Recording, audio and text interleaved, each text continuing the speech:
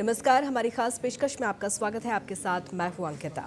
भारत धीरे धीरे दुनिया की डायबिटीज कैपिटल बनता जा रहा है।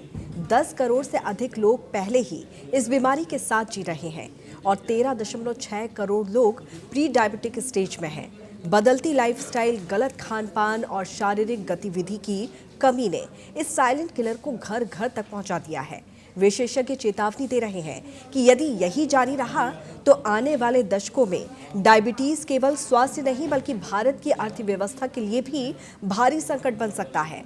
आज हम आपको बताएंगे कि इससे बचने के लिए क्या कदम जरूरी है।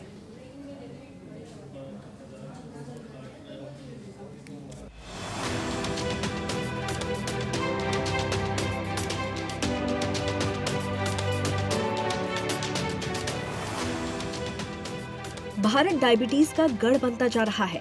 भारत में करीब 10 करोड़ से अधिक लोग इस बीमारी के साथ जी रहे हैं और लगभग 13.6 करोड़ लोग प्री डायबिटिक स्टेज में आते हैं। डायबिटीज चुपके से कई भारतीयों की रोजमर्रा की जिंदगी का हिस्सा बन गई है। बदलती लाइफस्टाइल, गलत खान-पान, तनाव और फिजिकल एक्टिविटी की कमी ने इस बीमारी को घर घर तक पहुंचा दिया है। डायबिटीज अब सिर्फ एक बीमारी नहीं रही, बल्कि ये एक वैश्विक संकट का रूप ले चुकी है। प्रतिष्ठित नेचर जर्नल में प्रकाशित एक रिपोर्ट ने पूरी दुनिया को चेतावनी दी है।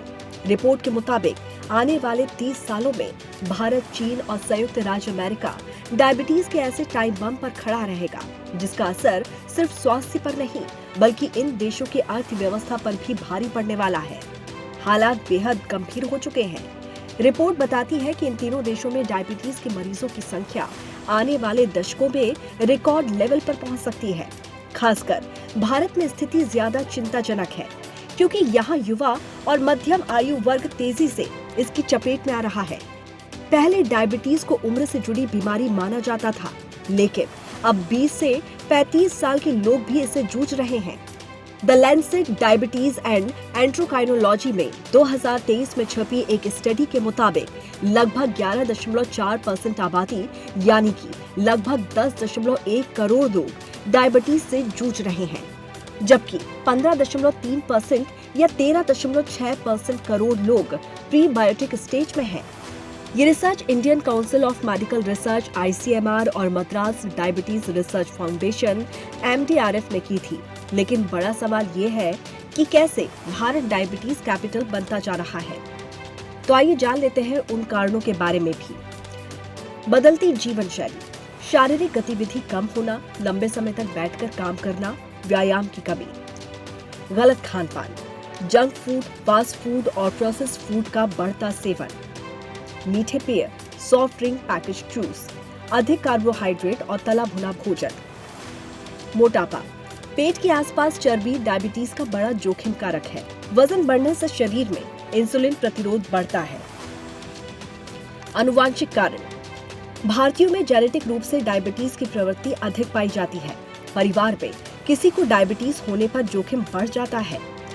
तनाव और नींद में कमी, लगातार मानसिक तनाव, पर्याप्त और नियमित नींद न लेना, शहरों में फास्ट फूड, शुगरी ड्रिंक्स, देर रात तक जागना और घंटों मोबाइल लैपटॉप पर बैठे रहना इस बीमारी को बढ़ावा दे रहा है।